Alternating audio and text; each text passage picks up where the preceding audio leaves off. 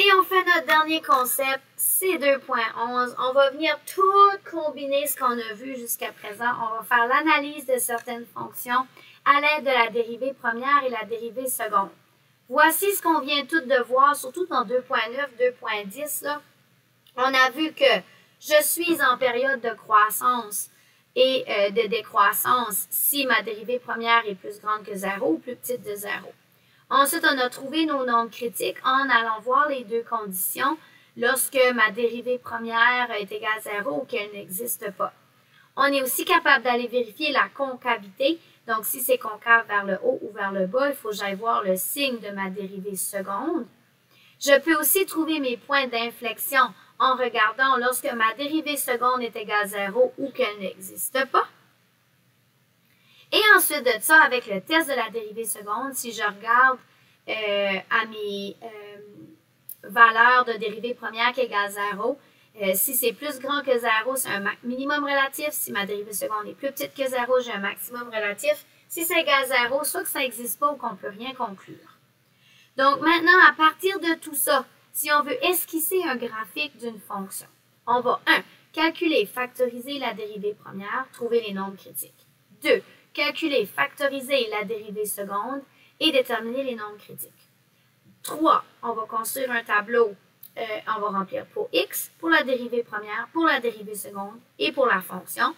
On va remplir une ligne qui va s'appeler l'esquisse du graphique, puis on va faire notre graphique. Bon, essayons ceci. J'espère que j'ai assez de place dans ce petit carré-là. Voici notre fonction x5 moins 5x plus 2. OK? Donc, on veut construire, faire cette analyse-là. On va construire notre tableau de variation et on va donner une esquisse du graphique. Je ne pense pas que je vais avoir assez de place là-dessus. Laissez-moi juste 2 minutes. Là, je vais aller me prendre une plage pleine parce que je vois que Mme Sylvette, dans ses problèmes, elle a pris une pleine page. Bon, alors, on va aller chercher nos étapes. Étape 1, on va calculer la dérivée première, qui va me donner 5x4 moins 5. On va factoriser ça, qui va me donner 5, qui va me donner x4 moins 1, et je continue à factoriser, et j'écris trop gros, je pense, x2 moins 1 et x2 plus 1. Ensuite de ça, je vais déterminer mes nombres critiques, comme ma dérivée première. Oups, je mets souvent mon 0 là. Égale 0, ou lorsque ma dérivée n'appartient pas. Donc, ici, mes nombres critiques sont plus ou moins 1. Ici. Ici, ça ne peut pas être égal à 0, dans aucun cas, puis là, c'est un 5. Fait que là, j'ai plus ou moins 1, et ici, j'en ai pas. Fait que j'ai l'étape 1 de fait. Étape 2, on va aller calculer la dérivée seconde. Je vais partir ici. Ça va me donner 20x3. Hein? Ça fait que, ben là, je n'ai pas de factorisation. Et là, je détermine mes nombres critiques. Lorsque ma dérivée seconde égale 0 et j'ai un x de 0, est-ce que j'ai une dérivée seconde qui n'appartient pas et ici, j'en ai pas. Bon, OK. Ça fait que ça va. Ça fait que maintenant, avec tout ça, on va aller remplir notre tableau de variation. Ah, tiens, mon Word. OK.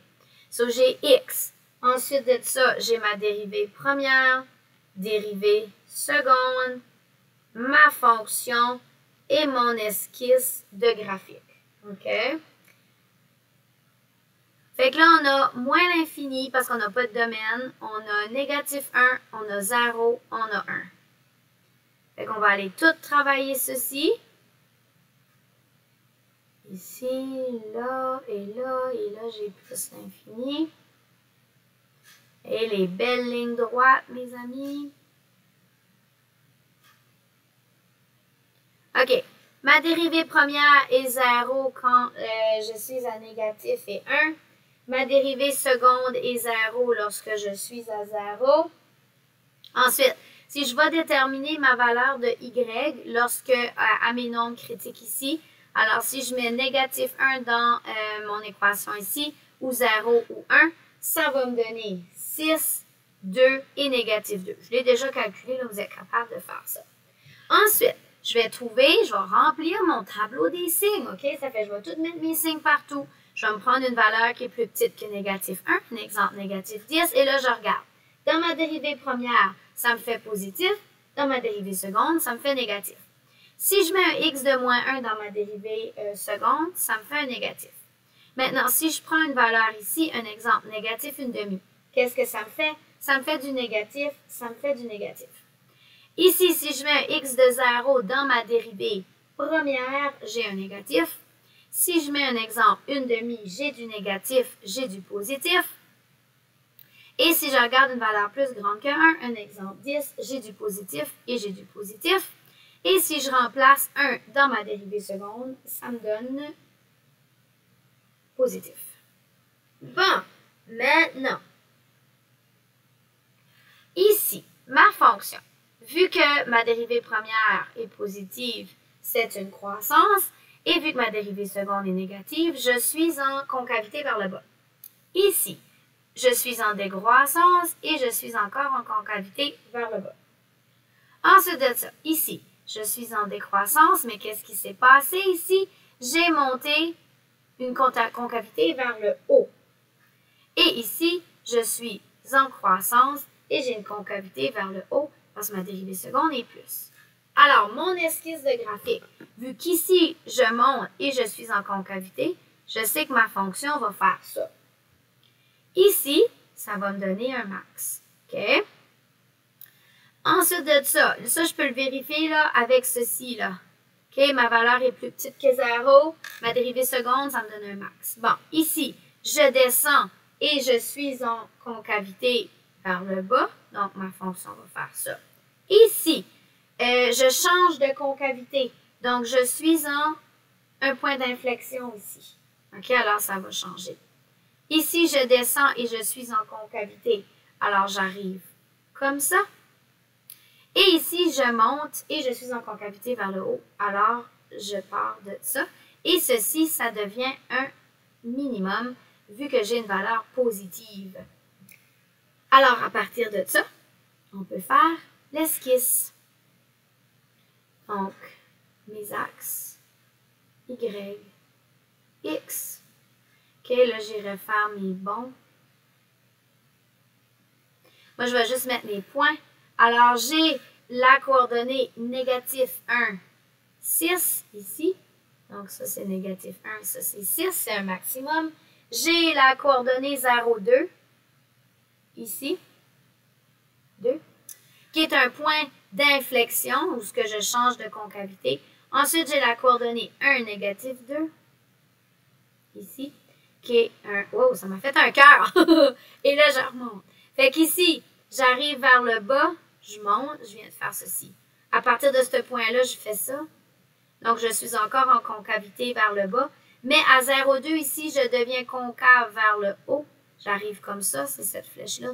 Et là, je monte vers le haut. Et voilà, esquisse.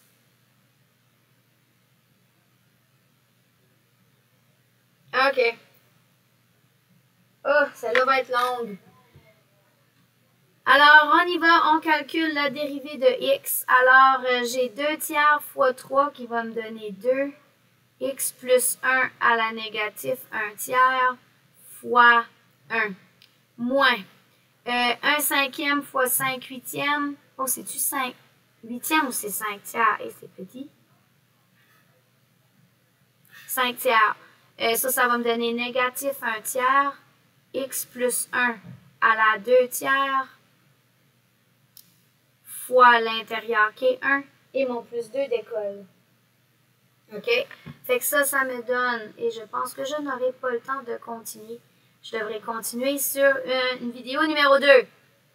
On continue à la prochaine vidéo. Je le recommencerai à la prochaine vidéo. Exemple numéro 2 à la prochaine vidéo. Merci!